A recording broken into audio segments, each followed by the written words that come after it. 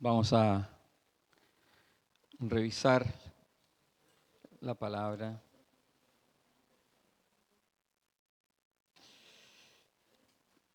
Antes quiero dar muchas gracias a todos los que sirvieron el domingo pasado cuando estuvimos acá. Lo pasamos súper bien, comimos súper bien, estuvimos contentos como familia del Señor, ¿verdad? Pero eso no se produjo solo, sino que hubo mucho ñeque de mucha gente. Y así que estamos muy agradecidos a los que nos sirvieron. Amén. Amén. Y también quiero dar muchas gracias por las oraciones por mi nieta chiquitita y la familia. Ella está bien ahora. Ayer en la tarde la dieron de alta. Así que ya está en su casa. Cuando pasó el doctor ayer en la tarde, le parecía muy cómico porque ella decía, quiero irme a mi casa, quiero irme a mi casa. Así que bueno, está allá. Muchas gracias. Fue un buen tiempo que el Señor siempre estuvo con nosotros, porque Él siempre está con nosotros.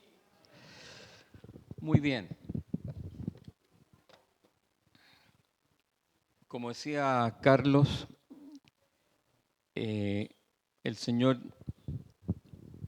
dice que nosotros conoceremos la verdad y la verdad nos hará verdaderamente libres. Entonces, para ser libres hay que conocer la verdad, porque si no conocemos la verdad no vamos a ser libres. O sea, el Señor nos está proporcionando un camino de libertad y ese camino de libertad es verdadero, es la verdad, pero hay que conocerla, porque el que no conoce camina a tientas y no disfruta, no es libre, aunque el Señor está proporcionando todos los instrumentos, pero si no conoce la verdad, no es libre. Hoy día vamos a revisar el capítulo 7, los primeros 6 versículos, y tenemos necesariamente que dar una vuelta un poco larga para comprender este capítulo. Estos capítulos 6, 7 y 8 son difíciles. Así que por eso que de repente tenemos que reiterar y reiterar y reiterar. Y yo diría que hay un versículo que quisiera leer de nuevo, que está en el capítulo 6, porque este versículo es fundamental. Este versículo tal vez nosotros deberíamos memorizarlo absolutamente, porque es uno de los versículos, bueno, toda la escritura, pero es uno de los versículos claves para justamente ser libres, para que nosotros conozcamos esta verdad que dice ahí, para que conociendo esta verdad viene mucha libertad. Y este versículo dice, porque somos sepultados juntamente con Él, con Cristo, para muerte por el bautismo, a fin de que como Cristo resucitó de los muertos por la gloria del Padre, así también nosotros andemos en vida nueva. Nosotros, dice en el 3, ¿no es cierto? Dice que nosotros hemos sido bautizados en Cristo Jesús. Hemos sido bautizados en su muerte. Yo quería, pero por esas cosas de la nietecita y eso no tuve el tiempo, pero yo quería traer una bolsa grande. Una bolsa grande, que en el hospital hay unas bolsas grandes que se usan para meter toda la ropa que se usa y todo eso. Así que son unas bolsas grandes. Y yo quería traer esa bolsa para hacer un símil, tal vez, de ese versículo. Porque yo iba a abrir esa bolsa y yo me iba a meter dentro de esa bolsa. yo me iba a sumergir, porque eso es bautizarse. Yo me iba a sumergir dentro de esa bolsa y ahí estaba, porque esa bolsa representa a Cristo. Yo me meto en Cristo, yo soy sumergido en Cristo. Yo estoy sumergido en Él, en su muerte, pero también en su resurrección. Donde está Jesucristo, ahí estamos nosotros, por la fe. ¿No es cierto? Es una tremenda verdad. Y para comprender las verdades que salen aquí en el capítulo 6, 7 y 8, nosotros tenemos que tener conciencia, conocer la verdad, estar seguros, claros, convencidos de que es así, de que nosotros estamos unidos a Cristo, de tal manera, estamos sumergidos en Cristo. Tremendo. Nosotros no fuimos libertados del pecado, nosotros fuimos libertados de la esclavitud del pecado, de la esclavitud del pecado. El pecado está en nosotros, la prueba está que pecamos. Pero nosotros, capítulo 6, ya vamos a pasar inmediatamente al resto. Capítulo 6, nosotros hemos sido libertados del poder del pecado, de la esclavitud del pecado. Y nosotros ahora podemos no pecar. No es que no podemos pecar. Digo esto porque al final de la reunión de hace 15 días atrás, una hermana, después de toda la explicación que intenté dar, me dijeron, bueno, pero ¿cómo lo hacemos con el pecado? Bueno, el resumen era ese. No es que nosotros no podamos pecar, porque de hecho lo hacemos. Lo que pasa es que cuando somos unidos en la muerte de Jesucristo, nuestra naturaleza antigua, vieja, donde reina el pecado, donde domina el pecado, ha sido muerta. Esa naturaleza murió en la cruz juntamente con Jesucristo. O sea, Romanos 6, 4. Y entonces ahora la carne sigue ahí, pero no tiene dominio sobre nosotros. Por lo tanto, no somos libres de la esclavitud del pecado.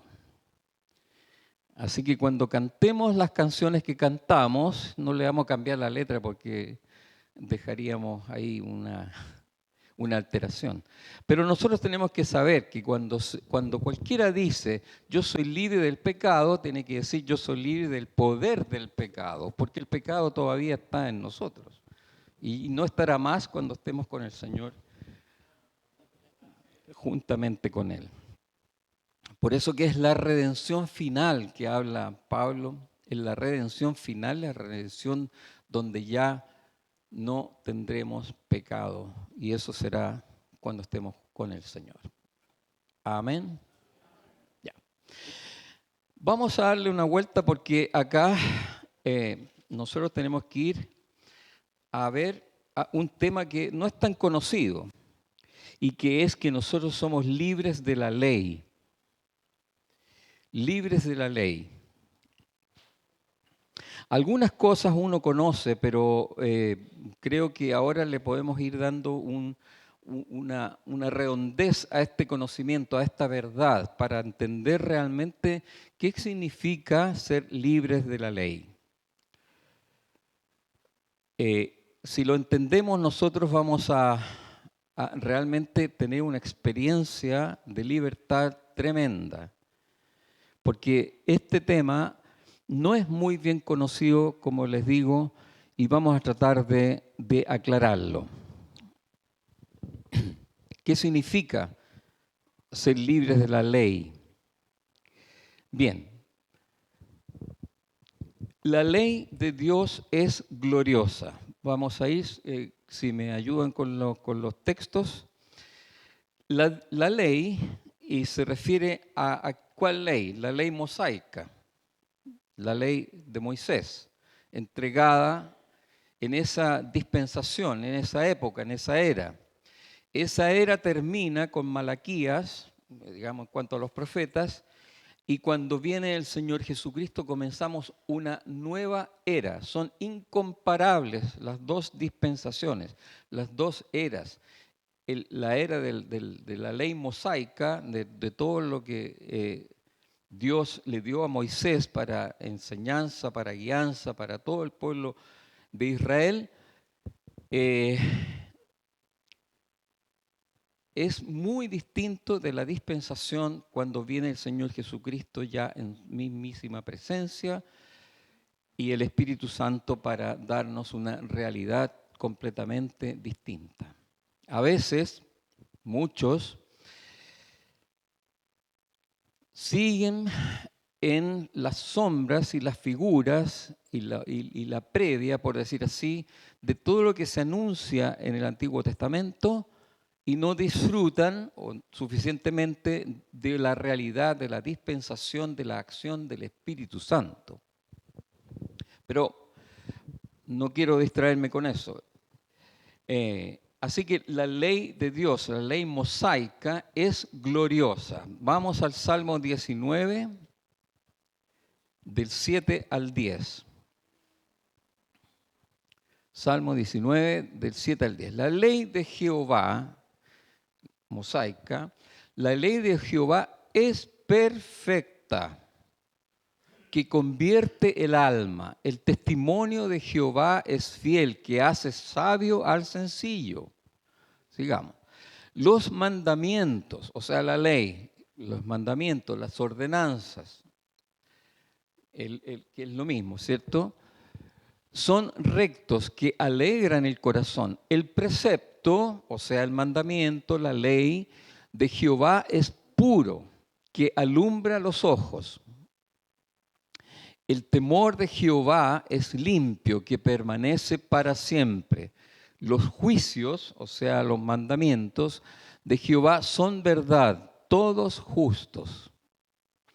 Deseables son más que el oro y más que mucho oro afinado, y dulces más que la miel y que la que destila del panal. Ahí. Imagínense ustedes un judío que está leyendo este Salmo 19, del 7 al 10. ¿Qué va a decir él? Gloriosa son tus mandamientos, lo que hemos leído. Son preciosos, más que el oro, más que la miel que destila del panal. Es preciosa tu ley, Señor. Él ama esa ley porque es de esa calidad. En el Salmo 119, y no los vamos a leer por causa del tiempo, pero puedo decir que en el versículo 12, en el 16, en el 18, en el 77, en el 97, en el 136, en el 142, 165 y 174, habla de la hermosura de la ley.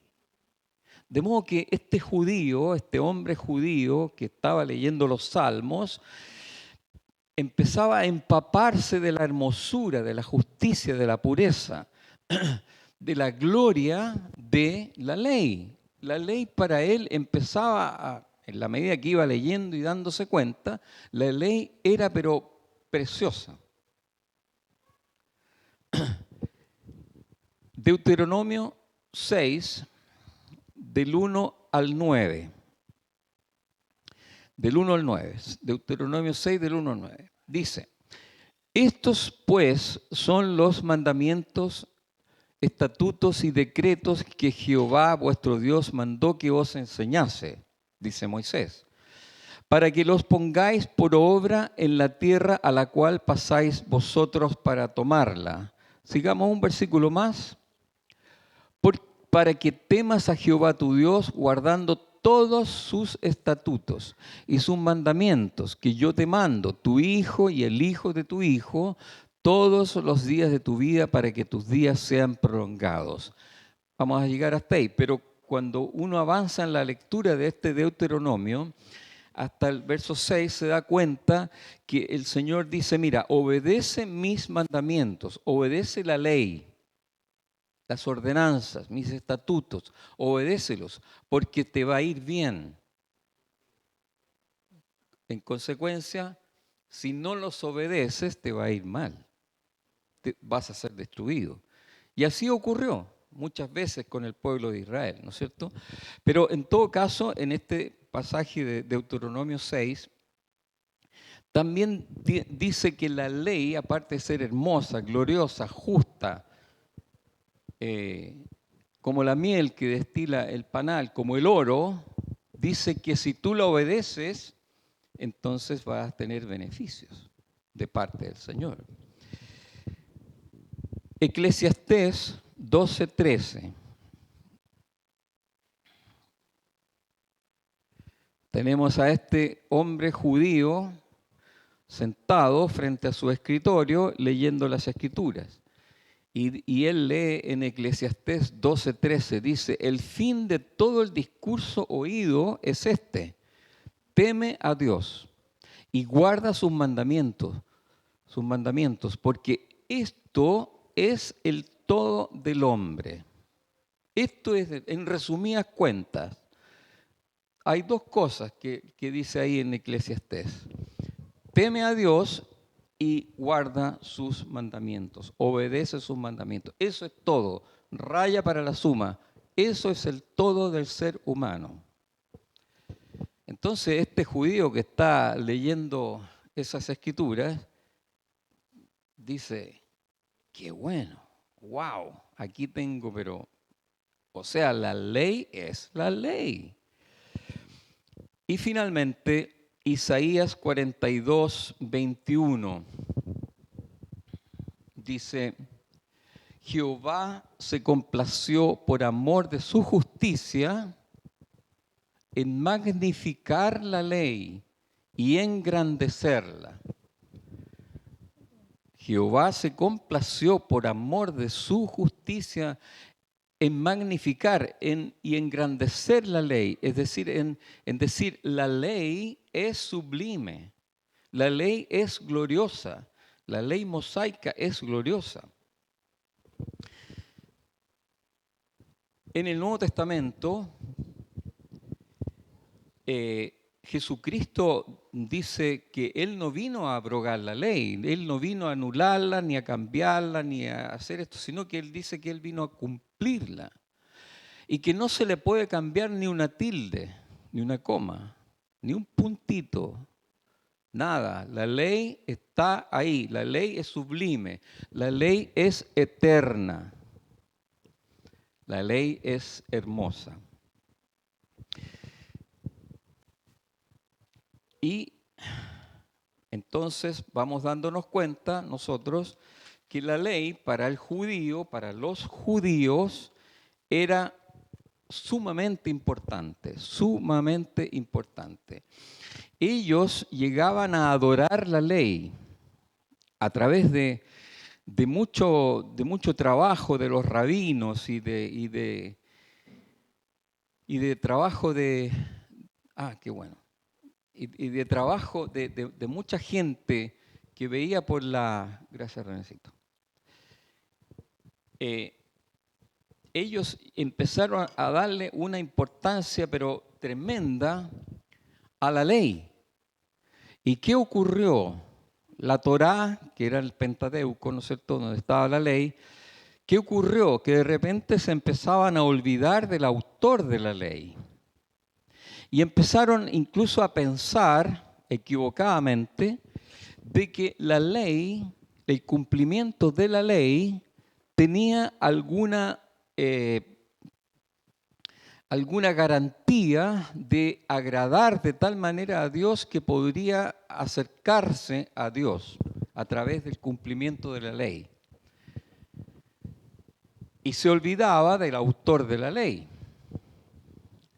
Y eso ocurría porque la ley era una externalidad. La ley estaba escrita en piedra, en los 10 mandamientos. Pero todos los otros, que el pueblo judío tenía 613 mandamientos, ¿603 o 623? Bueno, pero en todo caso era un montón que había que obedecer. Y entonces ellos, de a poco a poco, como era una externalidad, como ellos no tenían el espíritu, que nosotros sí tenemos, la ley se fue convirtiendo en ese objeto, por decir así, de adoración. Era tan sublime, tan hermosa, tan justa, tan más brillante que el oro, que ellos empezaron a exaltarla de tal manera que la ley era necesario observarla, necesario cumplirla. Porque esto, ellos se daban cuenta que el ser humano tenía una situación pecaminosa en sí mismo, pero pensaban que al intentar o al cumplir la ley, eso entonces podría salvar esa situación pecaminosa del ser humano. Pero eso no es así. Pero así pensaban ellos. Así que pensaban que de alguna manera la obediencia a la ley podría ser un cierto modo de salvación, lo cual nunca fue así. Abraham, Moisés, los profetas y todas las personas que nos mencionan en las Escrituras fueron salvos por fe, no por obedecer la palabra, no por obedecer la Escritura. Abraham le creyó a Dios y actuó en consecuencia. Pero lo que lo salvó no fue la consecuencia con la que él actuó, sino que lo que lo salvó, y él es el padre de la fe, lo que lo salvó fue el creerle a Dios. Pero los judíos tenían entonces una exaltación de la ley y entonces para ellos era sagrada la ley. Y es sagrada. Pero lo que pasa es que ellos la mantenían sagrada, pero olvidándose del autor de la ley. En el tiempo de Jesús se nota que esto estaba ahí vibrante. Esto era parte de la cosa. Y por eso que los judíos, teniendo en cuenta toda esta situación de querer, digamos, de tener a la ley como muy alta, muy sagrada, ellos le decían a Jesús, pero ¿cómo se te puede ocurrir hacer algo así el día sábado? ¿Cómo? ¿Cómo se te puede ocurrir hacer sanidades en día sábado? O cortar trigo el día sábado, cuando la ley dice que el día sábado es intocable. Tú no puedes hacer esto, la ley. Ahí uno se da cuenta por qué la bronca que tenían los judíos contra Jesús y sus discípulos. No era una cosa liviana. Era la base en la cual ellos estaban parados, la Torá, la ley. Tú no puedes violar la ley. Tú no puedes hacer esto. Así que el enojo con Cristo era por esta razón. Porque para ellos la ley era sumamente importante. No se podía transar ni desobedecer la ley. En Hechos 21:20, Hechos 21:20. No sé qué es lo que voy a hacer, Carlitos. Dice, cuando ellos lo oyeron, glorificaron a Dios y le dijeron, ya ves, hermano, cuántos miles de judíos hay que han creído y todos son celosos de la ley. Ahí, con este pasaje, uno se puede dar cuenta de el tremendo problema, terrible problema que tenían los judíos y por eso que le hacían tanta contra a Pablo. Porque ellos, muchos de los judíos creían, pero eran celosos de la ley. Entonces aparecieron los judaizantes. Los judaizantes querían decir, está muy bien creer en Jesucristo, su obra en la cruz y todo eso, pero vénganse para la sinagoga. Vamos a ser judíos más Cristo. Porque ellos eran celosos de la ley, si eso para ellos era la base de sustentación. Su religiosidad completa estaba puesta en la ley. De tal manera que no podían entender, pero ¿cómo no te vas a circuncidar? ¿Cómo es eso? Si eso está a la base. Y cuando les decían, no, es que no es necesario circuncidarse. Para ellos era una catástrofe. Entonces, por eso que muchos judíos estaban ahí, digamos, los judaizantes les trataban de hacer razonar. Pero a ver, hablemos. ¿Cómo es posible que todo esto no se tome en cuenta? Si eso es el sustento, como digo, de lo que nosotros somos, de lo que es el pueblo de Israel. Así que ese era el grado, lo sublime, la gloria de la ley. La ley era entonces muy importante, era sagrada, y violarla era terrible.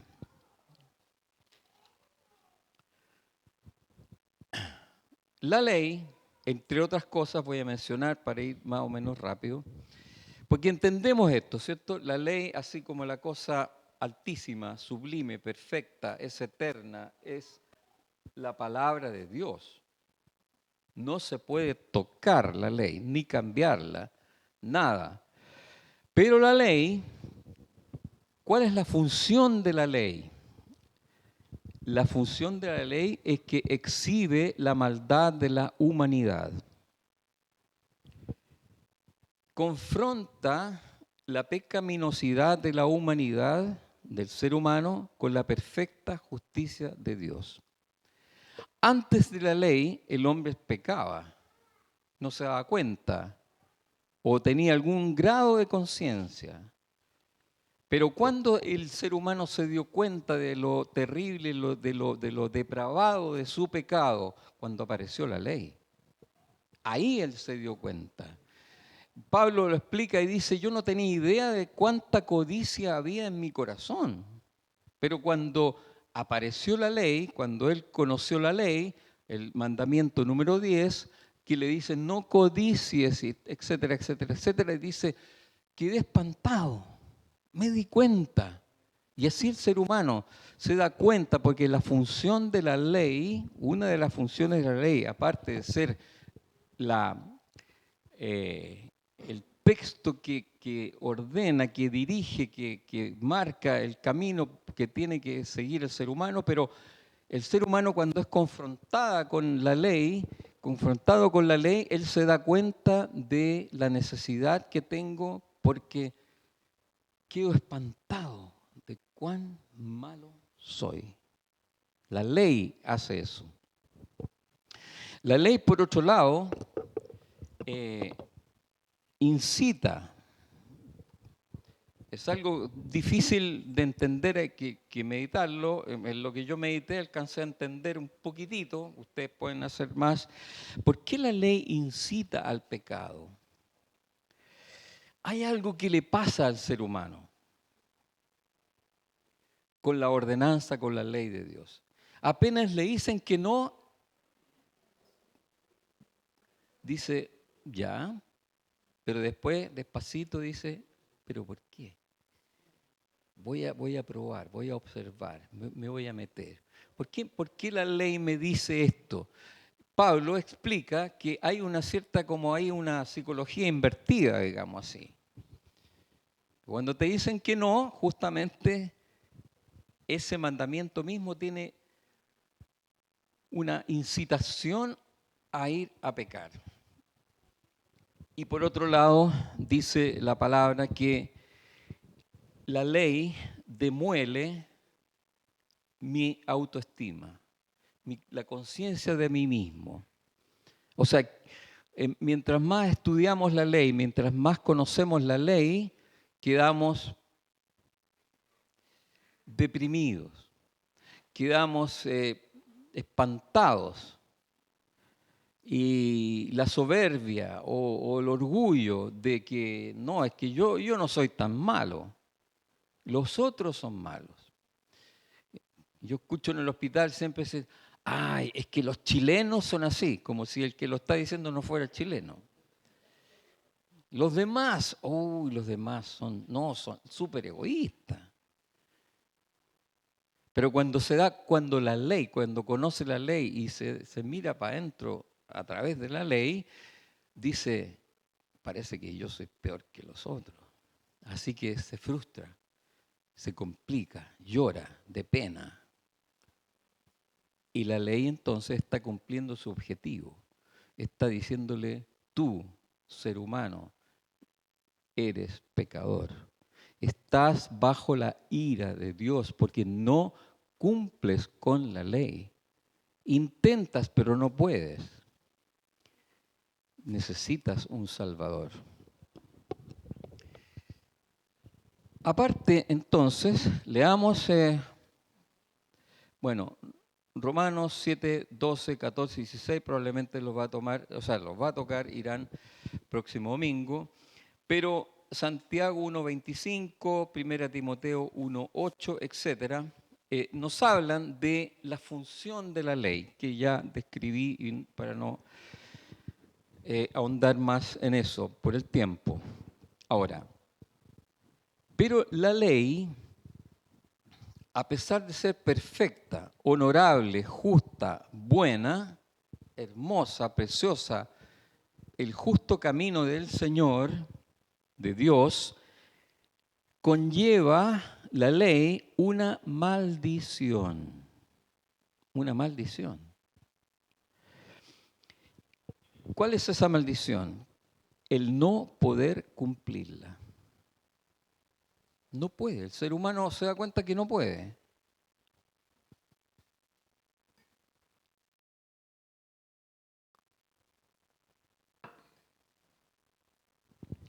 Y no solo que no puede, sino que al no poder y violar la ley, trae como consecuencia la ejecución de un pecado. Y la ejecución de ese pecado trae la muerte. Dios ha dicho así. El que no cumple la ley, muere. Qué drástico. Pero así es. Y no se puede cambiar, no se puede suavizar, no se puede relativizar, no. Así que la ley, el incumplimiento de la ley, de los mandamientos, tiene una maldición. Y eso es que producto del pecado por no cumplir la ley, nosotros decíamos el otro día que ¿qué es lo que es pecado? Pecado es la ausencia de Dios. Y pecado es no cumplir la ley, porque la ley es la presencia de Dios. Y si no se cumple la ley, entonces no está Dios y por eso es pecado y por eso trae muerte. Y aunque se cumpliera la ley, Pablo enseña que nadie será justificado por la ley, por guardar la ley. No. Aunque pudiera, pero eso no justifica. Pero no se puede. Ahora, la ley. Quiero hacer un pequeño acápite muy rápido. Uno cree que está hablando a veces de la ley solo como la ley mosaica. Pero nosotros en las iglesias cristianas, tanto católicas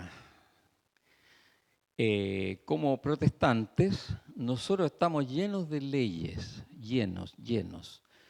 Y nosotros creemos que estamos un paso lejano a esta realidad de ese judío que decía, pero la ley, y tengo que cumplir la ley. Pero nosotros en las iglesias estamos llenos de leyes. Y resulta que de repente nosotros estamos incentivando incentivando a que la hermandad, a que los hermanos cumplan leyes, mandatos. Tú tienes que obedecer. Tienes que obedecer. Porque Jesucristo es el Señor. Tú tienes que obedecer. Y hay pastores, no en esta congregación, gracias a Dios. No, pero hay pastores en otras iglesias que ponen sus propias reglas. Hermanitas con moño. Hermanitas con la falda larga. A ustedes los varones los quiero todos con el pelito cortado. Y no se me vayan a poner un aro.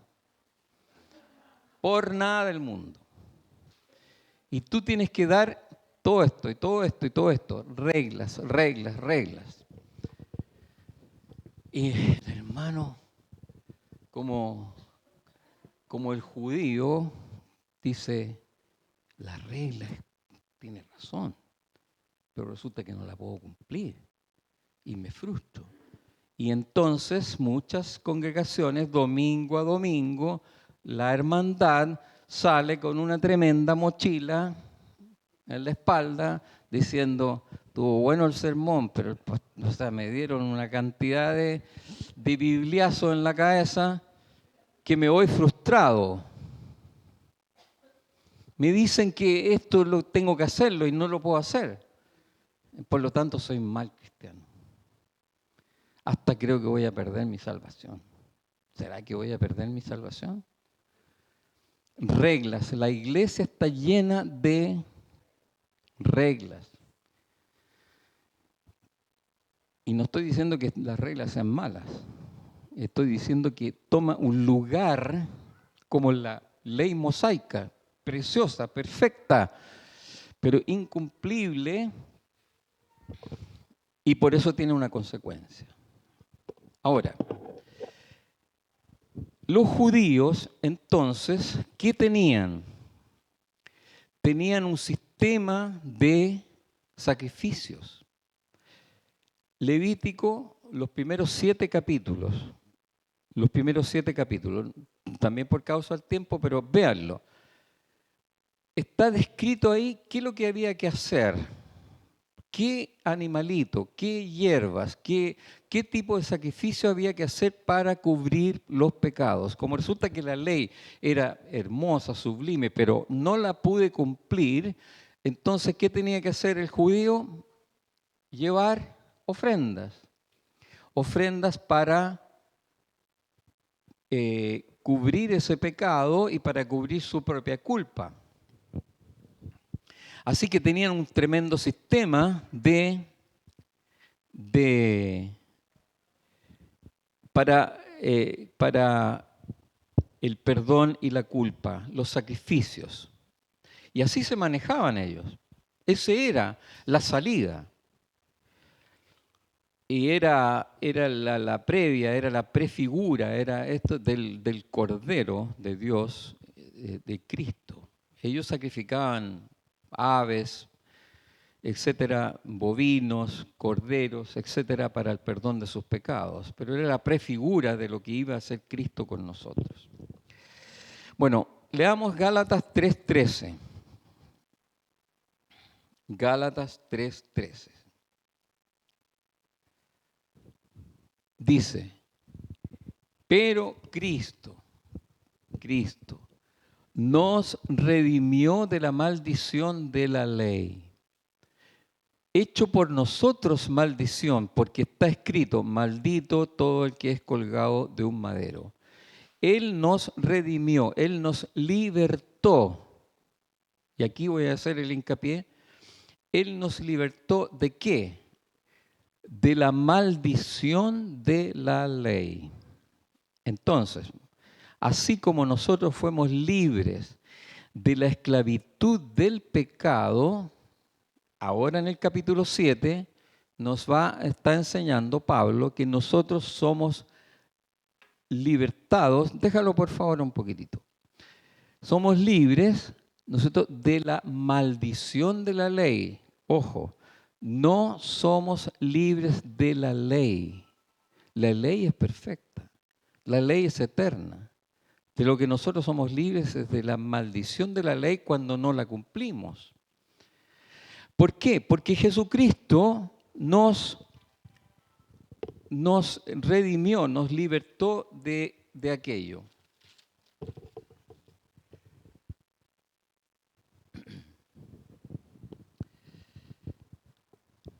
A todos, no solo a los judíos era, sino que ya, como aprendimos en los primeros capítulos de Romanos, el judío se consideraba maldito cuando no obedecía la ley, pero esa maldición pasó a todos los hombres, y Pablo lo explica cuando dice, porque la paga del pecado es muerte, y todos son pecadores, todos, no hay ni uno.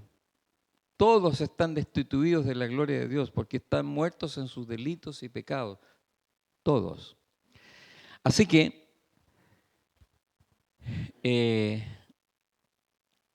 el judío se libraba, por decir así, por los sacrificios, y venido Cristo, Él viene a libertarnos por su muerte en la cruz. Cristo nos libró, nos redimió de la maldición del no cumplimiento de la ley. Él lo hizo de dos formas. La primera forma es que Él cumplió la ley. En Él no hubo pecado. Él cumplió, obedeció, satisfizo la ley perfecto. Y Él entonces, Él se ofreció en la cruz para nosotros que éramos transgresores, que éramos incapaces de obedecer la ley. Él que la obedeció, Él pagó por nosotros. Él pagó por nosotros. Así que esa es una forma. Él nos reemplazó. Él que la cumplió era apto para reemplazarnos a nosotros que no la podíamos cumplir. En ese sentido, entonces, el castigo que iba a caer sobre nosotros cayó sobre Él. Y la segunda forma es que la ira de Dios, que ya nos enseñó también Pablo en Romanos, la ira de Dios, el justo juicio de Dios, Él, Jesucristo, lo recibió en sí mismo. Primera de Pedro 2:24. Si nos pasamos un poquito, ¿me perdonan? Porfa, para no tener que usar otro domingo. Primera de Pedro 2:24 dice, quien llevó Él mismo, Jesucristo mismo, nuestros pecados en su cuerpo sobre el madero, para que nosotros, estando muertos a los pecados, vivamos a la justicia y por cuya herida fuisteis sanados. Tendría que explicar un poco más, pero quedémonos con la parte de arriba de este versículo, ¿no es cierto? Que Él llevó nuestros pecados en su cuerpo sobre el madero. Ahora,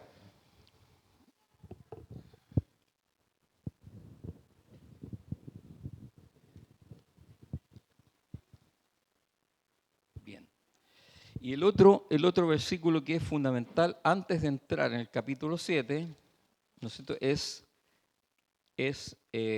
el 6:14, en donde Pablo dice, porque el pecado no se enseñoreará de vosotros, pues no estáis bajo la ley, sino bajo la gracia. Ustedes, hermanos, ahí resume capítulo 6 y 7. ¿No es cierto? Él dice, porque el pecado no se enseñoreará de vosotros, es decir, lo que ya decíamos antes.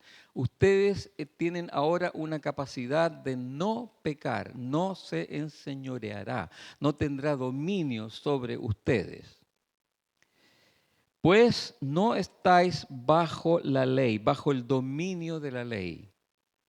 La maldición de la ley ya no está en ustedes. Muy bien. Ahora vamos al pasaje rápidamente. Después que hemos visto todo esto, uno se hace la pregunta, bueno, ¿Y cómo es que yo soy librado? ¿Cómo soy librado de la ley? Mediante la unión en la muerte de Jesucristo. Esa es la cosa. Cuando nosotros estamos juntos en unión con la muerte de Jesucristo, la ley, al tiro voy a explicar eso, la ley ya no tiene efecto sobre nosotros porque la ley no tiene efecto sobre personas muertas. Y nosotros morimos juntamente con Cristo. Por lo tanto, si tú cumples la ley, súper bien, y si no la cumples, súper bien. No me tire el tomate todavía. Pero es así. Uno dice, pero es que no lo puedo creer. Créelo, hermano, créelo. Créelo para que entendamos que nosotros, no es que nosotros, como dice Pablo, bueno, pero bueno, si la gracia es de tal magnitud, entonces, ¿qué problema? Pues sigo pecando. No, no, no, no. No, no es así. Pero que nosotros tenemos que entender que la maldición de la ley, al no cumplirla, que es la muerte, ya no domina en ti. No tengamos miedo. La gracia es tan abundante, que el dominio de la ley, la maldición de la ley ya no opera en nosotros por la obra de Jesucristo. ¿Y yo qué es lo que hice? Lo que tú hiciste es tener fe y meterte en Cristo, sumergirte en Cristo, bautizarte en Cristo. Aleluya. Qué amoroso el Señor. Entonces ahí coloca, voy a terminar ligerito, 10 minutitos, por favor. Entonces ahí él dice, mira, les voy a decir una cosa. La ley, en el caso del matrimonio, la ley opera mientras los dos estén vivos. Si uno de los dos muere, la ley sigue siendo la ley. La ley no cambia, pero ya no tiene ejercicio, ya no tiene operación, porque se murió uno del matrimonio, ya no existe. Por lo tanto, la ley no está.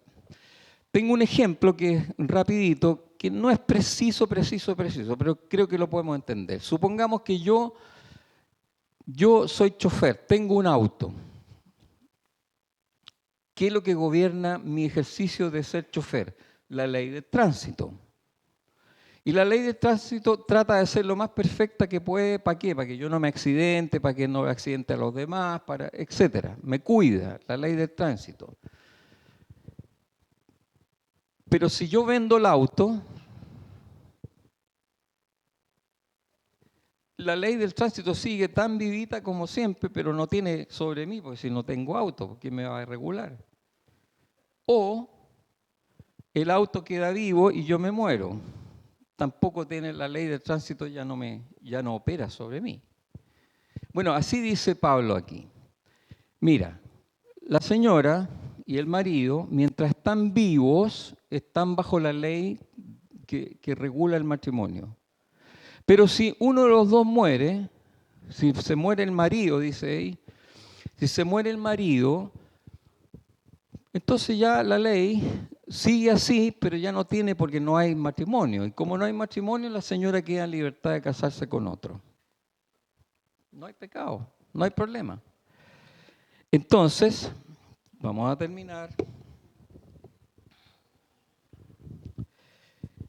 Pero si muere su esposo, ella queda libre de esa ley, de la ley, y no es adúltera, aunque se case con otro hombre. Así mismo, hermanos míos, ustedes murieron a la ley, o sea, la ley mosaica y todas las demás leyes que inventan, etcétera, ustedes no están bajo esa ley. ¿Por qué? Porque murieron. La ley ya no tiene tuición, porque ustedes están muertos a esas leyes, a ese dominio de esa ley mediante el cuerpo crucificado de Cristo. ¿A fin de qué? ¿Con el fin de qué? A fin de pertenecer, estoy leyendo Nueva Versión Internacional, a fin de pertenecer al que fue levantado de entre los muertos. O sea, ustedes, hermanos queridos, ustedes murieron. Por lo tanto, ya la ley no tiene tuición. ¿Para qué? Para que ahora tú te cases con otro. ¿Y quién es ese?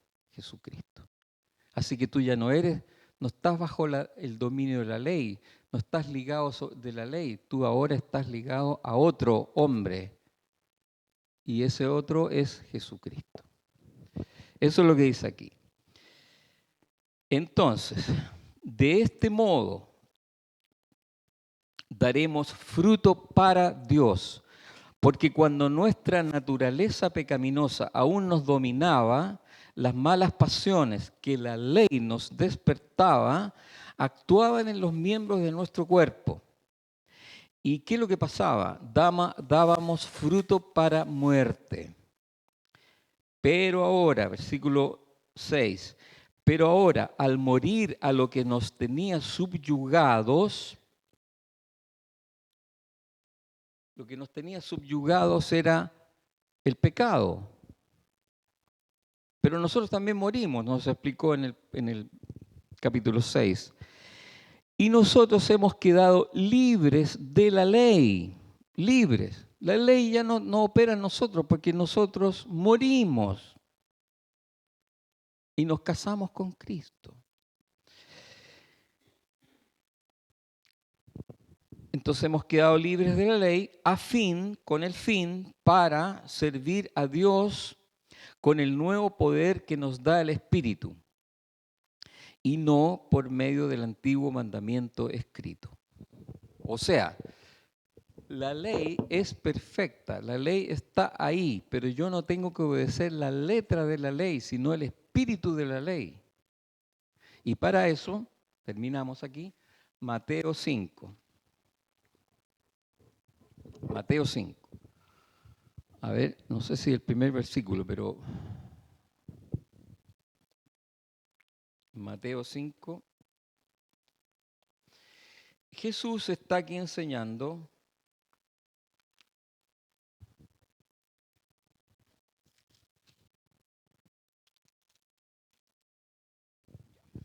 bueno, dice, en el 21, por ejemplo, dice, ustedes han oído que se dijo a sus antepasados, no mates, y todo el que mate te quedará sujeto al juicio del tribunal. Pero yo les digo que todo el que se enoje con su hermano quedará sujeto al juicio del tribunal. Es más, cualquiera que insulte a su hermano quedará sujeto al juicio del consejo, pero cualquiera que lo maldiga quedará sujeto al juicio del infierno. Después habla sobre el adulterio. Dice, no cometerás adulterio. Eso es lo que se les fue dicho en la ley.